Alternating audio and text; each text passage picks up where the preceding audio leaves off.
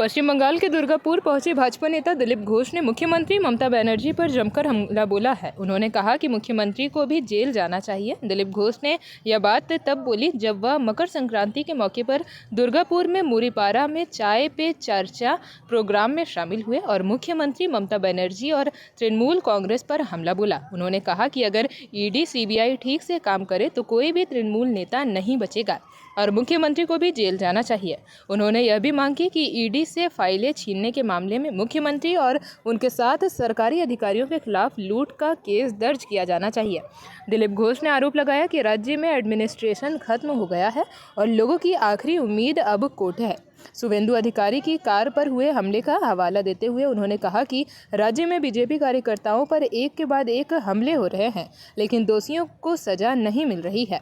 हुमायूं कबीर के बारे में उन्होंने कहा कि राज्य में लोग बदलाव चाहते हैं और अगर हम उस बदलाव की उम्मीद जगा पाए तभी हमें लोगों का सपोर्ट मिलेगा।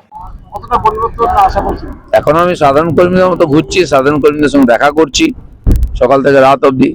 বড় নেতারা সভা করছেন, আমিও কখনো সেবা করি, কিন্তু আমার যে কাজ করার স্টাইল, আমি সংগঠনের লোক, কার্যকর্তাদের কাছে যাই, পাবলিকের কাছে যাই, তাদের সঙ্গে কথা বলি, তাদের মনোভাব বোঝার চেষ্টা করি, তাদের বক্তব্য শুনি, সেটাই গ্রাউন্ড রিয়েলিটি। আর আজকে যেটা আমার মনে হচ্ছে যে পশ্চিমবাংলার মানুষ এত আর ব্যস্ত হয়ে কোনোদিন চাননি পশ্চিমবাংলায় পরিবর্তন, 26 যেটা চাইছে। মকর সংক্রান্তিতে কি বার্তা দেবেন রাজ্যের লোককে? দেখুন, বাংলার মানুষই আমাদের বার্তা দিচ্ছে যে লড়ুন, আমরা সঙ্গে আছি, পরিবর্তন হবেই। তো সেই পরিবর্তন অবশ্যম্ভাবী। 26-এর পর পাচনের দাওয়াই দিয়েছে। না, টিএমসির লোকেরা নতুন কিছু বলছেন না। যিনি পাচন দিতেন এখন পাচন খাচ্ছেন, বীরভূমের নেতা।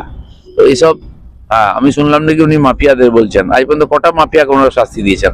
মাফিয়াদেরকে কোলে নিয়ে রাজনীতি করেন, ওদের সঙ্গে একই বিছানায় থাকেন, ভাগ করে খান, নাহলে কেক খাওয়ান মাফিয়াদেরকে। এই যে আসানসোল, দুর্গাপুর এই অঞ্চলে এত মাফিয়া কেন? বাঁকুড়া, পুরুলিয়ায়, কয়লা অঞ্চলে এত মাফিয়া গুন্ডা কেন? আইন শৃঙ্খলা বলে কিছু নেই, গরিব মানুষের জীবনে কোনো পরিবর্তনই হয় না। তো সেই জন্য মাফিয়াদের বাদ দিয়ে রাজনীতি করুন, তারপর এইসব কথা বলুন। 15 তারিখ অবধি অবজেকশন বা কমপ্লেন করার জন্য সুযোগ দিয়েছে। আমরা জানি এখনো বহু নাম আছে যেগুলো কন্ট্রোভার্সিয়াল, যেখানে ডকুমেন্ট নেই, অবৈধ নাম। আমাদেরকে যদি কমপ্লেনই করতে না দেবে বা কমপ্লেন যদি না নেয়, তাহলে এই এসআইআর কি মানে হয়? মৃত আর স্থানান্তরিত ভোটারই 58 লাখ হয়ে গেছে। আরো বিশাল সংখ্যা এরকম নাম আছে যেটাকে জোর করে ঢোকানো হয়েছে। যেহেতু এখানকার কর্মচারীরা সব রাজ্য সরকারের, তাই ইলেকশন কমিশনের তারা নির্দেশ মানছে না। তো এইটা করে লাভ নেই, তাহলে সময় বাড়ানো হোক। ঠিক আমাদের মনে আছে 18 সালের পঞ্চায়েত নির্বাচনে নমিনেশন করতে দেওয়া হয়নি আমাদেরকে, যেখানে করেছিলাম জিতেছিলাম। এখানে যদি কমপ্লেন ফর্ম জমা দিতে না হয়, মারপিট করা হয়, গাড়ি থেকে চিনিয়ে না হয়, তাহলে এসআইআর কি মূল্য হয়? পশ্চিমবাংলায় কোনো লাভ হবে না। তো ইলেকশন কমিশন এটা দেখা উচিত, যতক্ষণ না কমপ্লেন আসছে সব, আর ততক্ষণ পর্যন্ত যেন এসআইআর চলতে থাকে, সুযোগ থাকে, তাহলে এসআইআর কোনো মূল্য নেই, আবার লুটপাট করে জিতে নেবে। মুখ্যমন্ত্রী নিজে এফআইআর করার নির্দেশ দিচ্ছেন এবং অ্যারেস্ট হচ্ছে আপনাদের কর্মীরা। আমি জানি কে সাহস করে যাবে? উনি নির্দেশ দিয়েছেন, ওনার কর্মচারীদের কেউ নেবে না কমপ্লেন। তো নির্বাচন কমিশন এটা ভাবুন, তাহলে এসআইআর কি মূল্য আছে?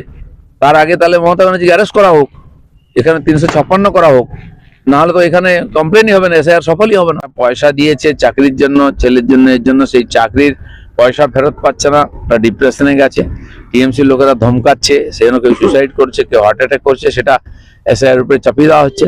এখন তো টিএমসির বাড়ির নেতা মারা গেলে, তার ছেলে মারা গেলে, তার বাবা মারা গেলে, সেটা এসআইআর বলে চালিয়ে দিচ্ছে। जेपी भारत लाइव, भारत की बात जेपी के साथ। वीडियो को लाइक करें, शेयर करें और चैनल को सब्सक्राइब करें।